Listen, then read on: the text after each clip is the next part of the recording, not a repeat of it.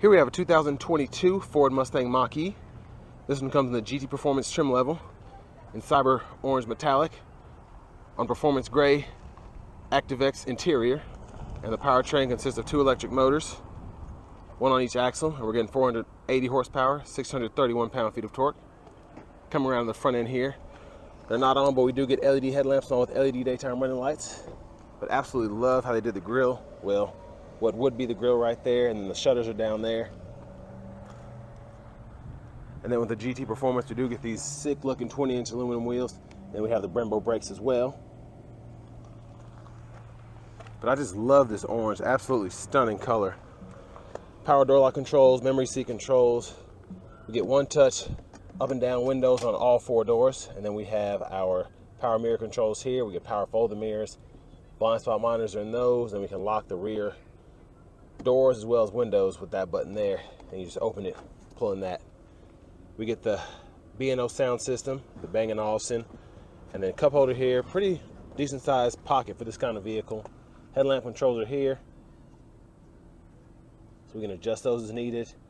And then that's going to be our power driver's seat with power lumbar support. Now I will say these seats are very interesting, but I'll test them out long term while we drive it. All right, and then I have the seat in front of me adjust for someone of my size. And sitting back here, not the best leg room. I have a Mach-E California Route 1, and just where these seats are so big and bulky, kind of takes up some of the leg room, but for the most part, I'm okay. And I could just do that, and I'm fine being 6'3". Having the seat in front of me adjust for someone of my size. And we have our rear AC vents here, and then a USB-C, USB-A input down there in the dark. Middle seat folds down, cup holders there. And then we have our premium dome lights here, grab bar, and then we can fold this down and then hang our clothes there. But let's go ahead and make our way to the back.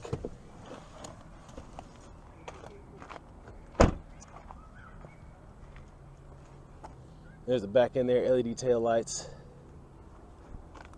Go ahead and pop this up. Now we do get, with the GT, power lift gate, which I like. Mine doesn't have that. A little storage on either side there. And then we can hide our charger, and then this has an inflator kit for the tires down there.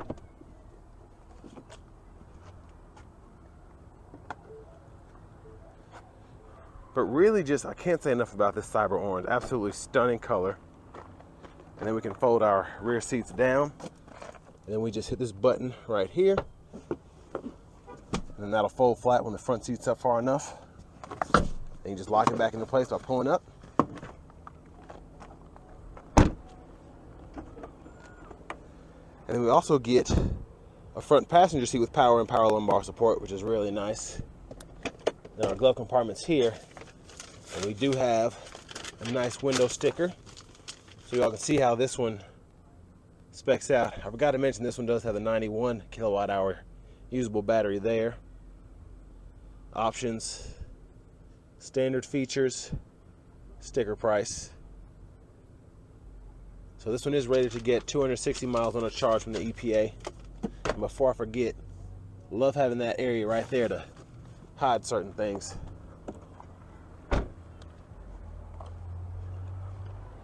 But yeah, I love this Cyber Orange. Absolutely great, great, great color. I love it so much.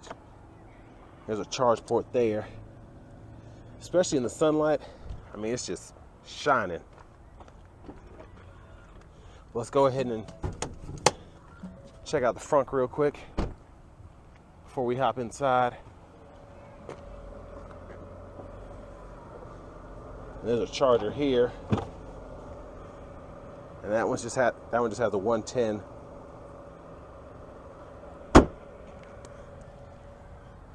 Let's go ahead and hop inside. And I'll be able to go through this part a lot more quickly than the outside, because this is pretty much like the inside of my Mach-E California Route 1. We have the ActiveX steering wheel here. Feels really, really nice, and I actually like it better than just having normal leather. Easy to grip onto. This is the 15.5-inch sync screen here. Navigation's up now. You can connect your wireless Apple CarPlay, wireless Android Auto. Then you also have, I believe, AM, FM, and XM radio. And then you can control that from up here, deciding on whichever one you want to do. Save your favorites just by holding a certain button and it'll change. And then you can go through channels. My favorite thing about this is when you're in XM, you can actually go back songs from when you first turn on the vehicle, which is really awesome. And volume knob is here. You can just cut it off there. Everything's touchscreen except the knob here. And then you can set your auto mode there for your AC, adjust temperature there. And then if you have a passenger, you can do that. And then you can go in here to sync and just hit that dual, and then you'll just have that single climate control there. And then there's your heat. And I really like in this, I don't have this in mind, but you get 3-stage heated seats for the driver, front passenger, and a heated steering wheel.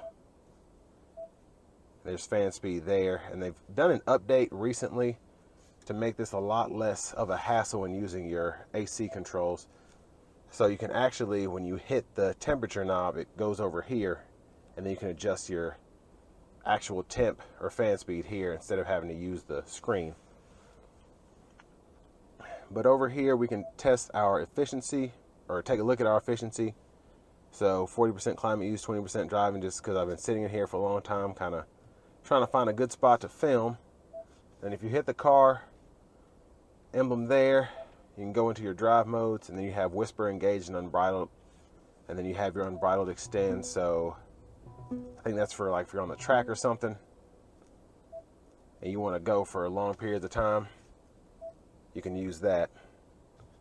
And then your driver assistance features are here, and then all of your settings, connectivity, software updates, all that is over there. But down here we have a USB-C, USB-A input, wireless charging pad on this side, cup holders there. Before I take a look at the shifter, there's your backup camera with 360 view. And sorry if there's a bad glare, it's just super, super bright out. And then we can do our navigate to parking, or toggle our parking sensors there.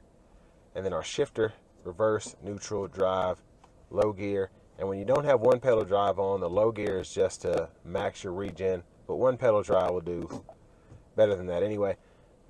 Electronic parking brake, pull up to engage, hit the brake, press down to disengage. And then I do like this, you have storage in here, 12 volt there, and then you have your GT embroidered in here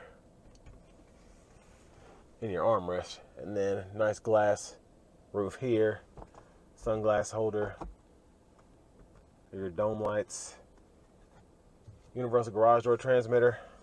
And then if you have Blue Cruise, which this one does have, along with that active assist, just hit this, and then you can adjust the gap for that adaptive cruise.